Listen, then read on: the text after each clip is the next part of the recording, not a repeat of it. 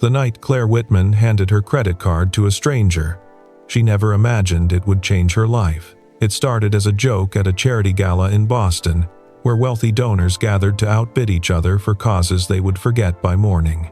When Daniel Brooks approached the registration table and was quietly turned away for lacking the minimum donation, Claire watched with the amusement of someone who had never been denied anything. On impulse, she slid her platinum card across the table toward him. 24 hours, she said, loud enough for her friends to hear. Spend whatever you want. Daniel took the card without a word, without gratitude, without even meeting her eyes. He simply nodded once and walked out into the cold. Claire Whitman had grown up in a world where money was as invisible as air. Her father built a commercial real estate empire across New England, and by the time she turned 30, her trust fund generated more interest in a month than most families earned in a year. She never thought about prices, never checked balances, never experienced that particular anxiety that comes from watching numbers dwindle toward zero. Money, to Claire, was simply there, like gravity or sunlight, a force that required no attention because it never threatened to disappear. Her apartment, overlooking the Charles River, cost more monthly than a teacher's annual salary, but she rarely considered this. The gala that evening was for children's literacy, though she couldn't remember the specific organization. She attended because her social circle attended, because the photographs would appear in Boston Magazine, because refusing would require an explanation she didn't care to give. The $100 minimum donation was pocket change, hardly worth noticing. So when she saw the man at the registration table, heard the hushed exchange as he was informed of the requirement, watched him stand frozen with embarrassment before the gatekeeper. Something in her flickered. Not sympathy. Not quite cruelty either. Something more complicated. A desire to prove a point she couldn't quite articulate. A need to demonstrate the vast distance between her world and his. "Let me handle this," she'd said, approaching with champagne in hand. Her friends watched from nearby, already smiling at whatever entertainment was about to unfold. She remembered the way Daniel looked at her then, the brief assessment in his eyes before his expression went carefully blank. He was tall, perhaps 35, with the weathered hands of someone who worked outdoors.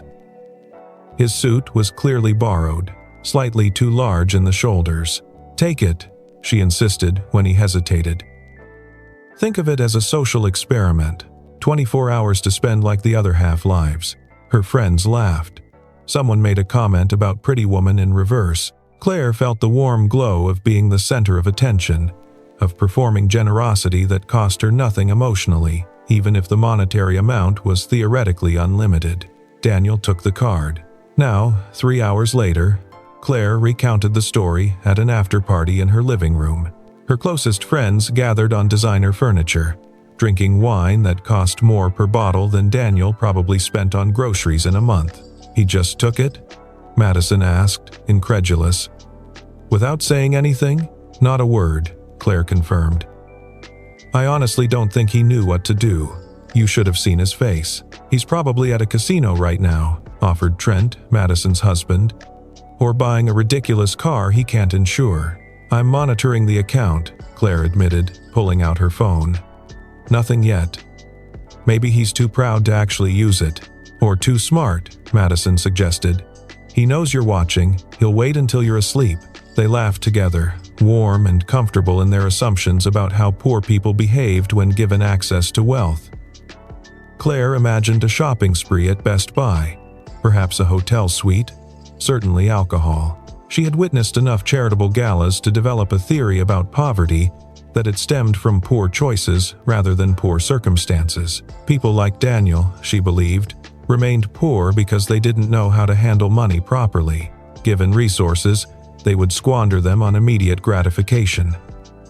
It was almost a kindness, she told herself, to prove this point. 23 miles away, Daniel Brooks climbed the stairs to his third-floor apartment in Dorchester. The building was old, the hallway smelled of mildew and cooking grease, and the fluorescent light on his landing had been flickering for 6 weeks without repair. He moved quietly, careful not to wake Mrs. Okonkwo next door, whose night shift started at 4 in the morning. His apartment was small.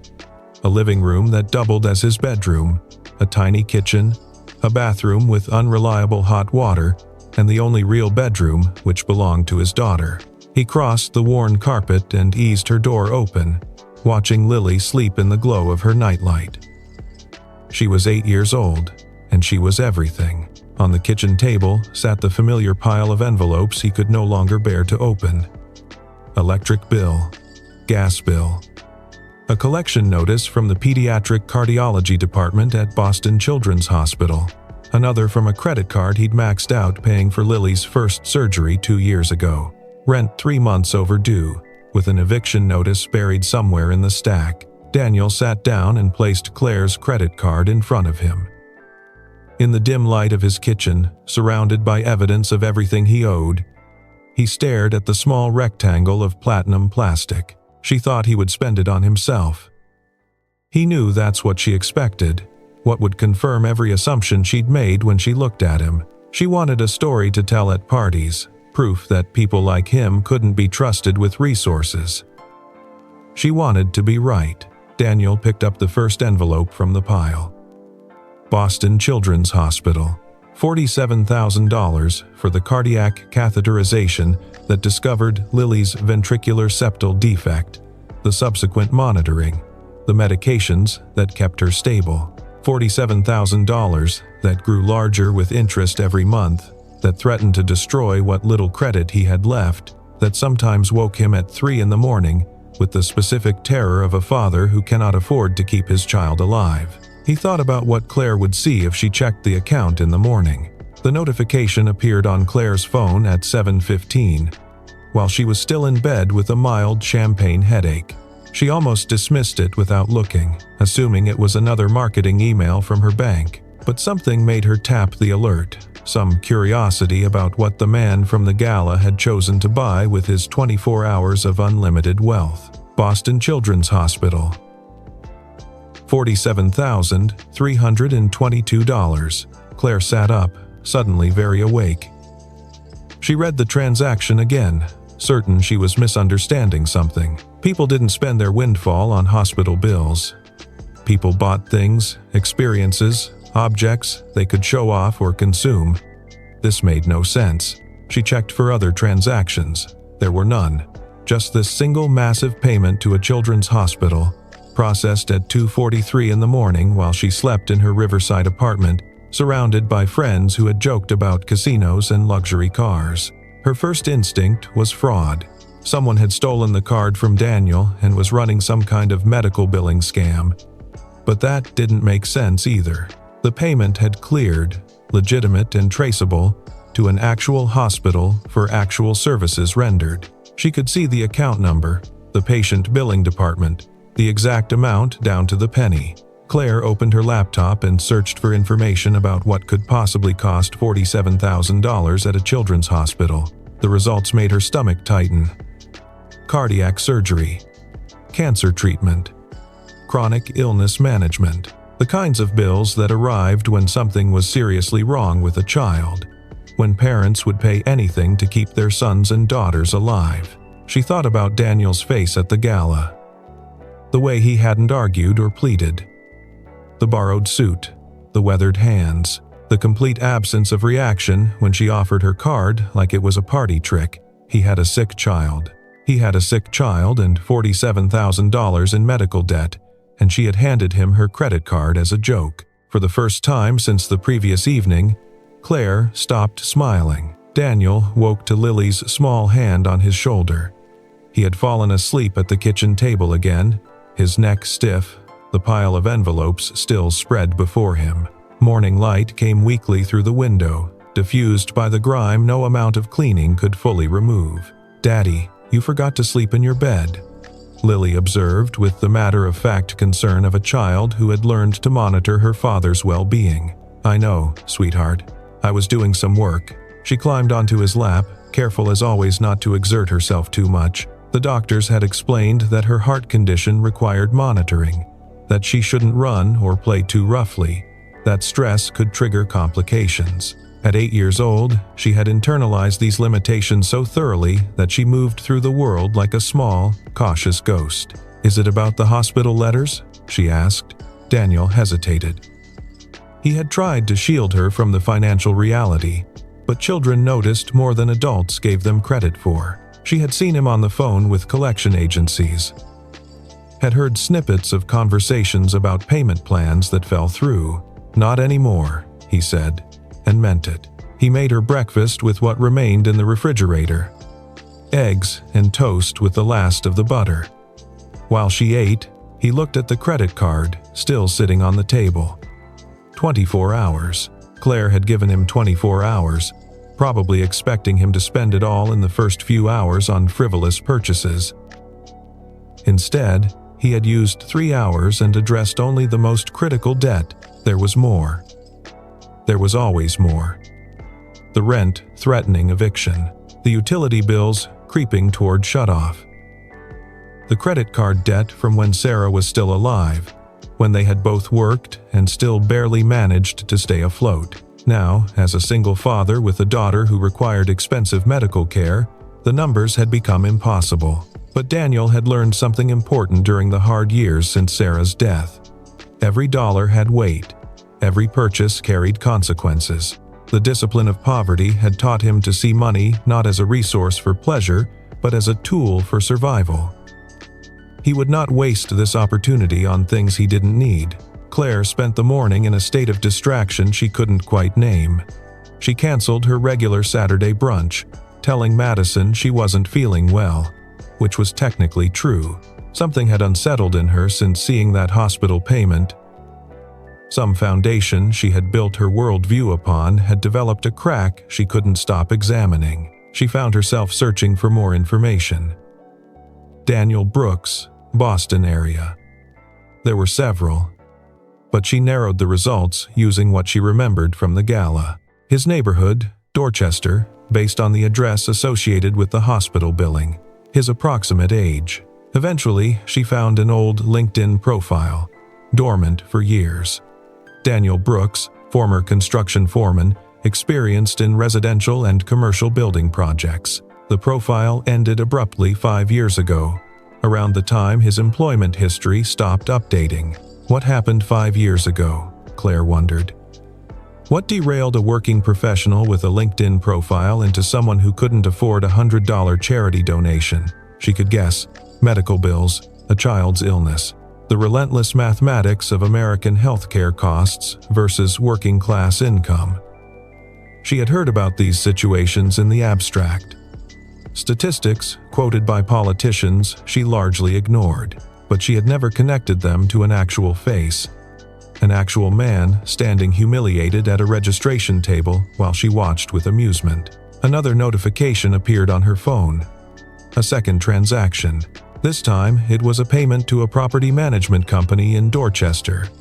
The exact amount of 3 months back rent plus late fees. Daniel was using her card to catch up on housing debt, to prevent eviction, to keep a roof over his daughter's head.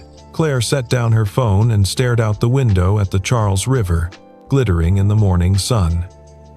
She had expected to feel vindicated by now, superior in her predictions about how poor people wasted money. Instead, she felt something unfamiliar and deeply uncomfortable. She felt small. The third transaction appeared shortly after noon. Daniel had paid off an outstanding balance with the electric company, preventing a shutoff that had been scheduled for the following week. Then came a smaller payment to a pharmacy, clearly for prescriptions. Exactly the copay amounts for what Claire guessed were cardiac medications. She tracked each notification as it arrived, her earlier amusement curdling into something more complicated with every transaction. He wasn't buying luxuries. He wasn't treating himself. Every single dollar went toward necessities, toward keeping himself and his daughter alive and housed and healthy. The closest thing to a personal purchase was a modest amount at a grocery store, and even that was clearly just food. Daniel stood in the grocery aisle, looking at the small display of children's toys near the checkout. Lily loved stuffed animals, had a collection of them on her bed that she talked to when she thought he wasn't listening. There was a small purple elephant that he knew she would adore, priced at $12. $12. Nothing. Less than Claire probably spent on a single cup of coffee. But it wasn't his money. It wasn't even really money at all in the sense he understood it, the sense of something earned through labor and sacrifice. It was a joke, a game, a rich woman's whim. Using it for Lily's hospital bills felt justified because medical debt was a systemic cruelty, because no child should go without care due to cost. Using it for rent felt necessary because eviction would harm Lily more than his pride was worth. But a toy? A stuffed elephant because his daughter deserved something soft and purple and new? Daniel put the elephant back on the shelf. He paid for the groceries with the platinum card and left without looking back. Claire's phone rang at 3:47. She saw the number and recognized it as her bank's fraud department. Of course, the transactions were unusual enough to trigger their monitoring systems. A platinum cardholder suddenly paying off massive medical debt and back rent in low-income neighborhoods would naturally raise flags. Miss Whitman, this is David Chen from Account Security. We're seeing some unusual activity on your platinum card and wanted to verify these are authorized transactions. They're authorized, Claire said. I understand, but the pattern is quite atypical for your spending history. Large payments to a hospital, a property management company in Dorchester, various utilities. It appears someone may be using your card for bill payments rather than purchases. Are you certain this isn't fraud? Claire almost laughed. The bank was confused because the transactions didn't match their algorithms for either legitimate spending or typical fraud. Daniel wasn't behaving like a thief or like a consumer. He was behaving like someone desperately trying to keep his family alive. I gave the card to someone, she explained. Voluntarily. It's a complicated situation. There was a pause. You gave your platinum card to someone else to use? 24 hours. As a sort of experiment. Another pause, longer this time. Claire could hear the judgment in the silence. I see. Well, the transactions are authorized then, but I should mention that the spending has exceeded your typical monthly amount by a significant margin. Would you like me to place a limit or flag further purchases? No, Claire said. Let it continue. After she hung up, she found herself dialing another number. One she had obtained through means she preferred not to examine too closely. Hospital billing departments kept records. Records contained contact information. It had taken a few calls and some creative explanations, but she had Daniel's phone number. He answered on the third ring. Hello? This is Claire Whitman, from the gala last night. Silence. Then, I know who you are. The bank called. They flagged the transactions as unusual. I can explain what I've spent, Daniel said, his voice neither apologetic nor defensive. I have receipts for everything. Hospital, rent, utilities, prescriptions, groceries. I can document every dollar. That's not why I'm calling. Then why? Claire found she didn't have a ready answer. Why was she calling? To confirm her assumptions had been wrong? To assuage the discomfort that had been growing all day? To understand something about this man who had confounded her expectations so thoroughly. I expected you to spend it differently, she finally admitted. I know what you expected. Still, no anger in his voice, just a flat acknowledgement. You expected me to buy something stupid, something you could point to as proof that people like me can't handle money. That's not, but it was exactly what she had expected. She couldn't even finish the lie. I used it where it was needed, Daniel continued. For my daughter. For keeping us housed and fed and alive. That's what money is for. From where I stand, I don't know what it's for from where you stand, but that's not my problem. He didn't say it with accusation. He said it like a fact, like describing the weather or the color of the sky. Claire found his lack of resentment almost more damaging than anger would have been. He had already assessed her, found her worldview lacking, and moved on without needing her to change. How much time do I have left? He asked. Claire checked her watch. About 16 hours. Then I have work to do. He hung up without saying goodbye. Claire couldn't stop thinking about the phone call. She replayed Daniel's words through the evening, each sentence landing differently as she examined it from new angles. That's what money is for. From where I stand, such a simple statement, yet it had unsettled something fundamental in her understanding. She had never thought about what money was for. She spent it on comfort, on convenience, on the social currency of appearing wealthy among the wealthy. Her apartment existed because she could afford it, not because she needed the space. Her wardrobe rotated seasonally because fashion demanded it, not because her clothes wore out. She attended galas and fundraisers as performance, contributing to causes she never researched because the donations were tax-deductible and the social connections were valuable. Daniel Brooks used money to prevent his daughter from being denied medical care. He used money to keep a roof over their heads. He used money for food and prescriptions and electricity. These were not choices in the way Claire's spending was choices. These were the bare necessities of survival, made impossible by circumstances he likely hadn't chosen. What had happened to his wife?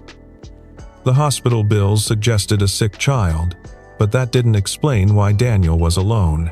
Had she left when things got hard? Died? Claire found herself constructing narratives, trying to understand the life that had led to that moment at the gala when a man in a borrowed suit was turned away for lacking $100. She decided she needed to see for herself. The drive to Dorchester took 40 minutes in Saturday evening traffic. Claire had never spent much time in this neighborhood, had passed through perhaps on the way to somewhere else but never stopped to look. The streets were narrower than she expected, the buildings older. She parked her Mercedes a block from Daniel's address, conscious of how the car stood out among the aging sedans and practical vehicles that lined the street. His building was a 3-story walk-up, the kind of structure that had probably been modest, middle-class housing 60 years ago and had declined steadily since. The front steps needed repair. A handwritten sign on the door announced that the elevator was out of service, though Claire suspected it had been out of service for months, if not years. She didn't go in. She wasn't sure what she would say if confronted, wasn't even certain what she was doing here. Instead, she walked along the sidewalk, observing. A bodega on the corner with bars on the windows. A laundromat that looked like it hadn't been updated since the 80s. Children playing on a small patch of concrete that served as a playground, their shouts carrying through the cool evening air. Then she saw them. Daniel emerged from the building's front door, holding his daughter's hand. The girl was small for what Claire guessed was her age, with dark hair like her father's and a careful way of moving that suggested she had been taught to be cautious with her body. They walked slowly, accommodating her pace, Daniel's attention entirely focused on whatever she was telling him. At the corner, they stopped. The girl pointed at something in the bodega window, a display Claire couldn't see from her distance. Daniel knelt down to her level, speaking quietly. The girl nodded, seeming to accept whatever he said, and they continued walking without entering the store. Claire watched them disappear around the corner.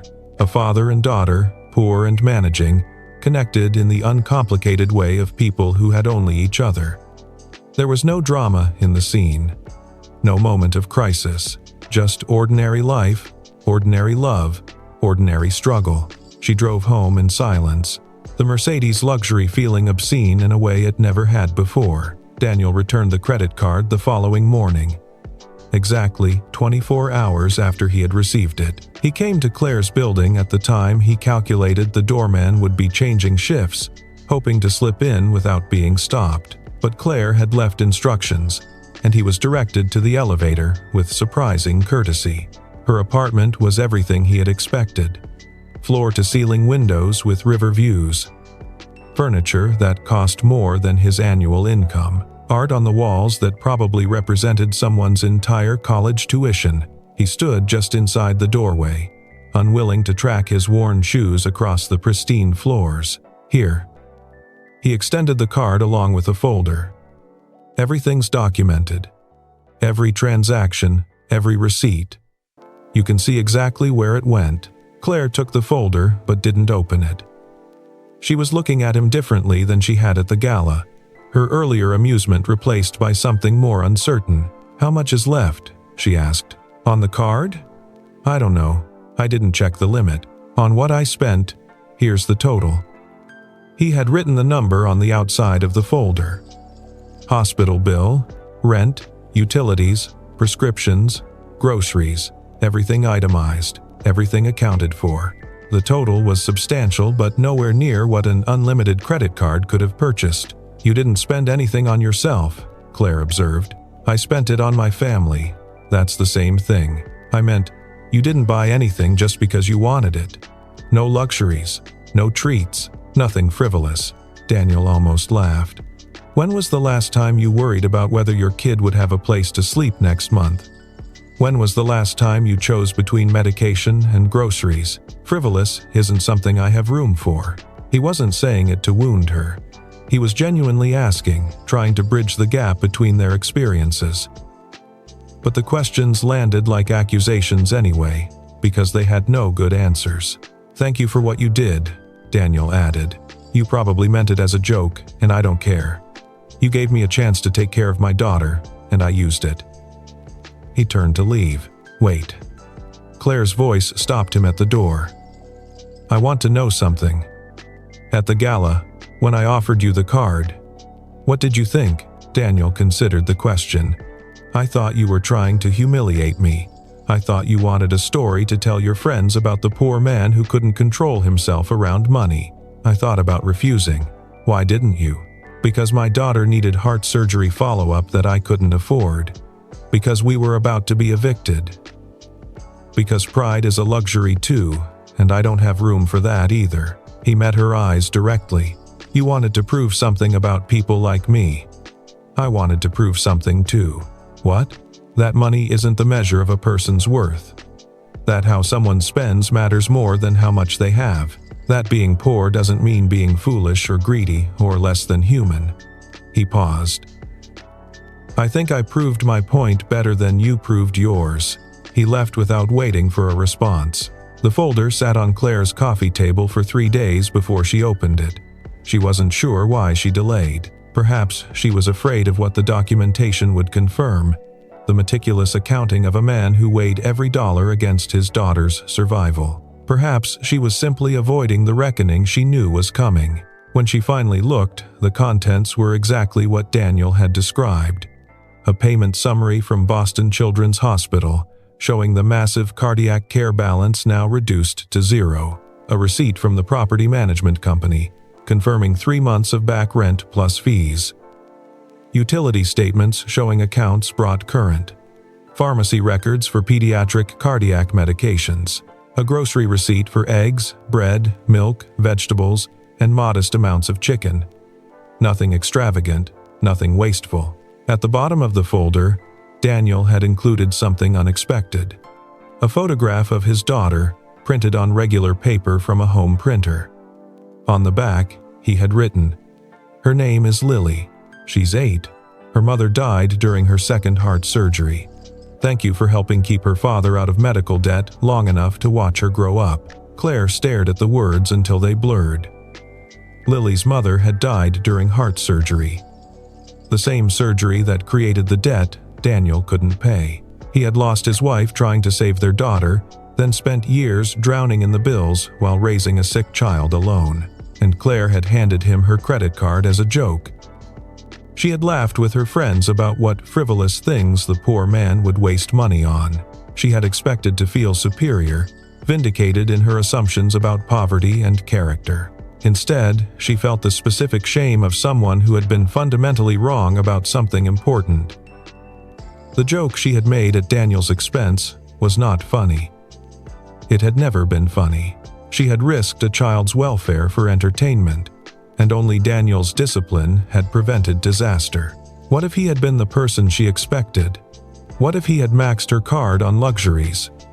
She would have canceled it, pressed charges perhaps, confirmed every bias she held, and Lily would still be facing medical debt and eviction, still one crisis away from catastrophe. The laugh she had shared with her friends at the gala echoed in her memory, distorted now into something ugly. She heard her own voice describing Daniel's face, speculating about casinos and bad choices. She saw the way her friends had nodded, comfortable in their shared assumptions. She had been cruel, not violently, not intentionally, but in the careless way of people who have never needed to consider the weight of their words. She had treated a desperate father as entertainment and called it generosity. Claire understood now that money alone could not fix what she had broken. She could write checks all day and never address the fundamental failure of her own perception. Daniel didn't need her charity. He needed to be seen as what he actually was, a father who had sacrificed everything for his daughter, who had been offered unlimited resources and spent them on necessities, who had more financial discipline under pressure than Claire had ever needed to develop. She began to formulate a different approach. It took 2 weeks for Claire to arrange the meeting. She worked through intermediaries at first, not wanting to pressure Daniel into contact he might not want. She asked the hospital's billing department to pass along her information, then waited. When he finally called, his voice carried the wariness of someone expecting another humiliation. "I'm not interested in being your redemption project," he said before she could speak. "That's not what this is." "Then what?" Claire had rehearsed this conversation a dozen times, but the words felt inadequate now. "I made a mistake at the gala, not giving you the card. That turned out fine. But my reasons for doing it, the assumptions I made, the joke I thought I was telling, I know all that. You don't need to explain it to me. I'm explaining it to myself." She took a breath. "I spent my whole life thinking money was the only thing that separated me from people in your situation, that I was different because I had resources, smarter somehow, more deserving. Watching you spend those 24 hours taught me how wrong I was." Silence on the line.